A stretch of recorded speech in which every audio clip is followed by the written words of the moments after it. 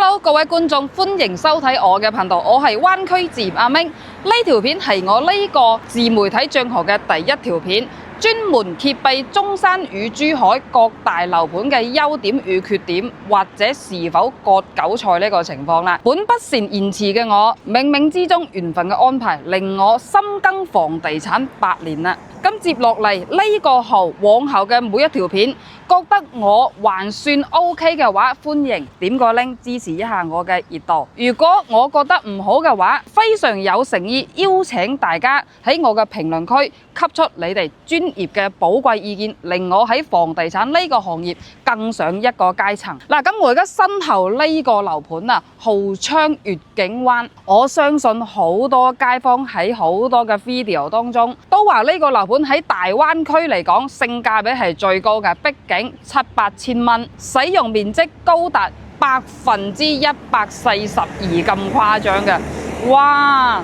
佢只不過係3.0住宅咋喎，咁咪仲誇張過而家新出品嘅4.0住宅，冇可能啩大佬。不過我啱先入去睇過所有嘅戶型呢，得房率係比較接近100%嘅。嗱，咁呢個盤啦，曾經賣到16000、17000、18000咁樣嘅價格，咁樣嘅生活環境，去割港澳街坊嘅韭菜，去割深圳街坊嘅韭菜，心真係唔會痛咩？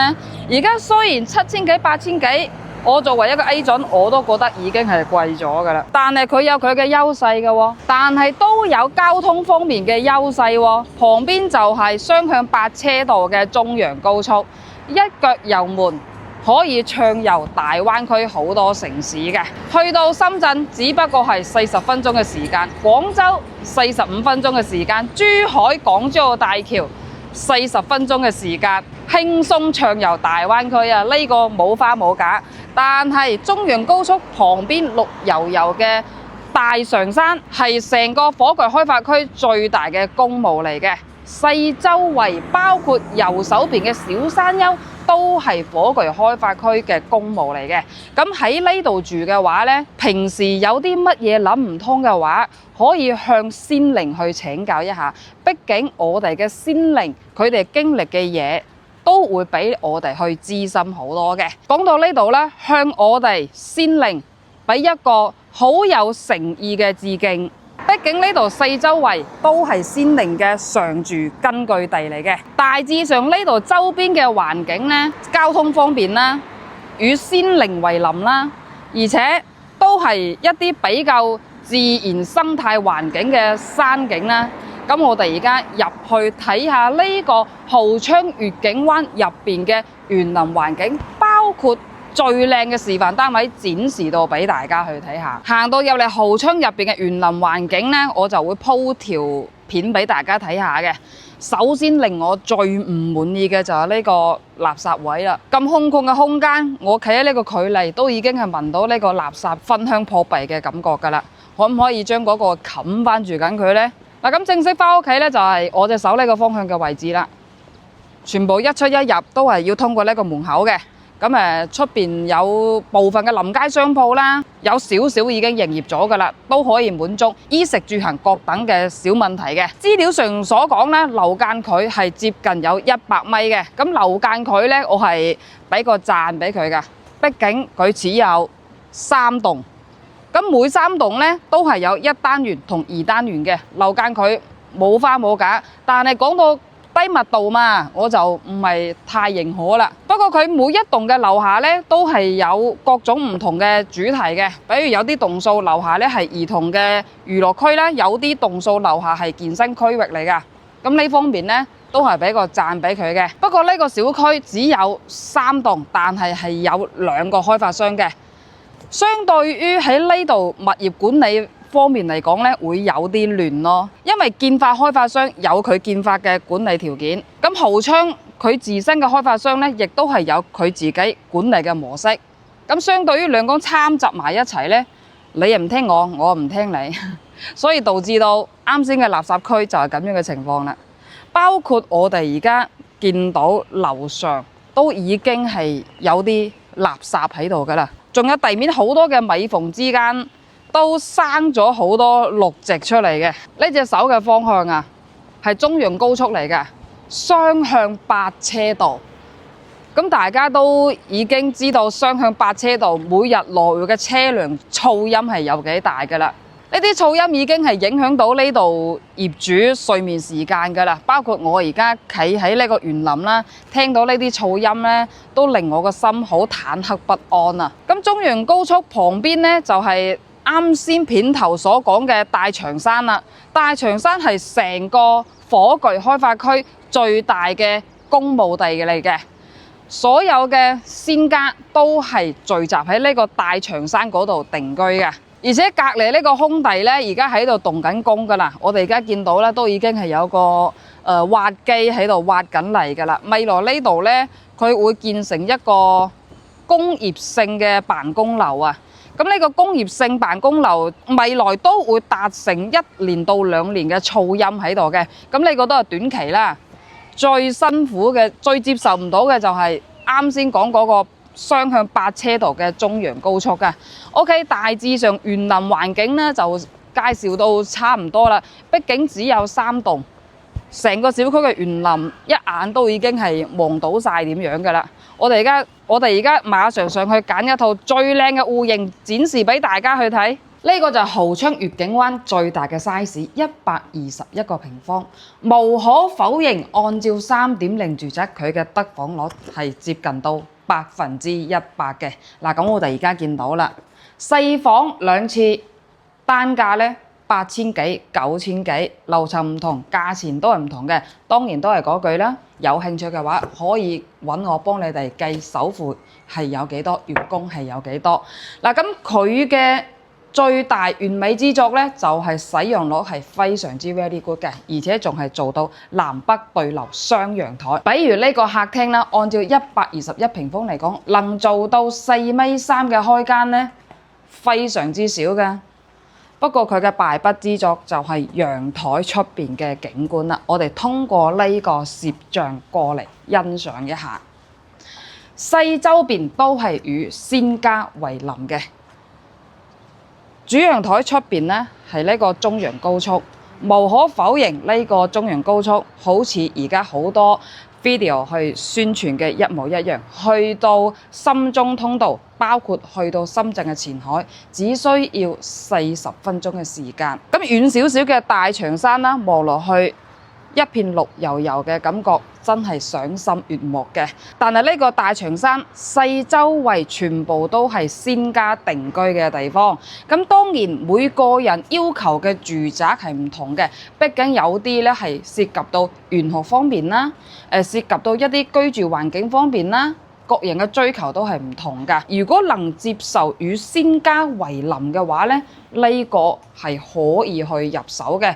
畢竟曾經開盤18000幾蚊，而家8000幾。我哋再去欣賞一下副陽台嘅自然景觀啦。嗱，本來呢度咧係犧牲咗一個房間嘅。咁啱先我就量過尺寸啦，一共係有6米幾嘅餐廳開間嘅，就話犧牲咗呢一個位置啦。嗱，咁副陽台出邊啦，哇，幾正啊！四周圍視野無遮擋㗎。比如出邊呢個綠油油嘅小山丘啦，上邊都係好多仙家嘅聚集根據地嚟嘅。咁樓下係火炬開發區本地嘅居民樓。咁左手邊咧叫火炬開發區嘅華佗山位置啦。咁嗰度咧都係有好多嘅仙家根據地喺嗰度居住嘅。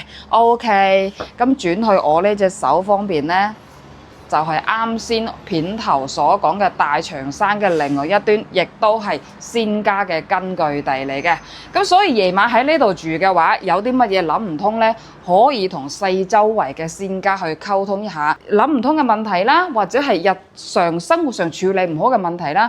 畢竟我哋嘅仙家佢哋經歷嘅嘢都會比我哋去多嘅，係咪？嗱，咁正式返屋企呢，就係呢一個位置啦。無可否認，121個平方，使用面積係真係 very good 嘅。咁返到屋企呢一個贈送面積啦，已經係做咗一個採光透氣窗喺度㗎啦。咁後期可以根據自己中意或者係類似開發商咁樣嘅設計咧，迷你小沙發整一張鞋櫃喺呢度嘅話咧，一出一入坐咗喺呢度換鞋係比較舒適嘅。嗱，廚房咧，按照咁嘅 size 嚟講咧，都係非常之好嘅。除咗第四代住宅之外啦，3.0住宅我係第一次見到廚房可以做到咁闊綽嘅 U 字型啦，仲有預留咗好大嘅空間俾你去放一個大型嘅雙門冰箱嘅喎。平時一家三世口喺入邊煮飯各等嘅親子娛樂感情嘅節目咧，係發揮得非常之好嘅。嗱，雖然犧牲咗餐廳嗰個房間啦，但係入邊另外嘅3個房間面積係非常之大嘅。嗱，呢個咧係公共衛生間嚟嘅。嗱，通過攝像頭去睇下啦。按照121個平方嚟講咧，公共衛生間可以做到咁大嘅 size 咧，就只有佢噶啦。嗱，我哋而家通過視像再去睇下每一個房間入邊嘅 size 啦。呢個係第一個房間，兒童房嚟嘅。咁再對過嚟呢個房間咧，除咗闊綽感好大之餘，出邊仲可以行到出邊嘅主陽台喺度嘅。特別呢個位置喎，瞓咗喺度咧都可以睇到對面嘅山景嘅。有啲乜嘢諗唔通咧，可以喺張床嗰度同仙家去傾下偈。都係嗰句，仙家經歷嘅嘢比我哋多，係咪？嗱，咁呢個咧係主人房啦。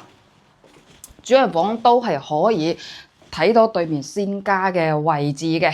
咁我哋而家見到呢個 size 空間感啦，放一張2米幾嘅大床，冇任何壓迫感嘅。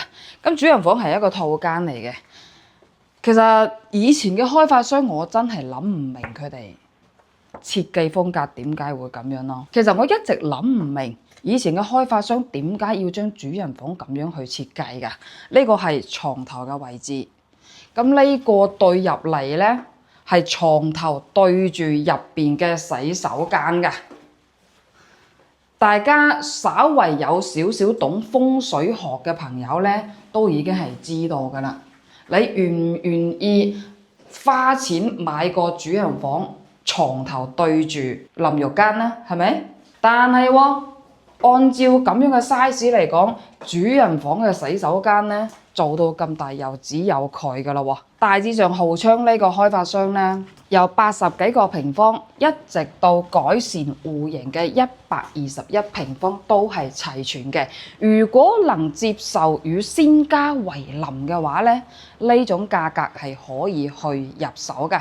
畢竟旁邊就係中陽高速，最多40分鐘可以去到深圳前海嘅。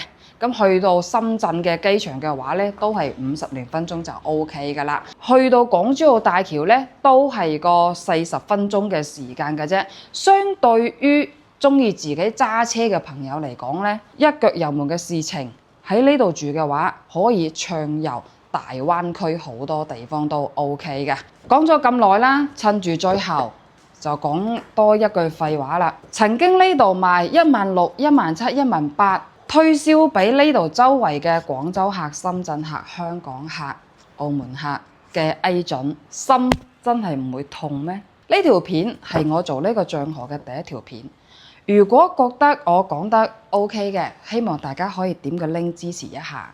如果覺得我講得唔好嘅，歡迎大家喺我嘅評論區留言，俾出你哋專業寶貴嘅意見，令我有更加多嘅成長空間。以後每一條片我都會將成個中山、珠海各大嘅樓盤會講出佢哋嘅優點缺點，令多啲港澳街坊，包括深圳、廣州嘅街坊少啲中伏嘅。有你哋嘅支持，我相信會做得越嚟越好嘅。非常感謝你哋嘅收睇。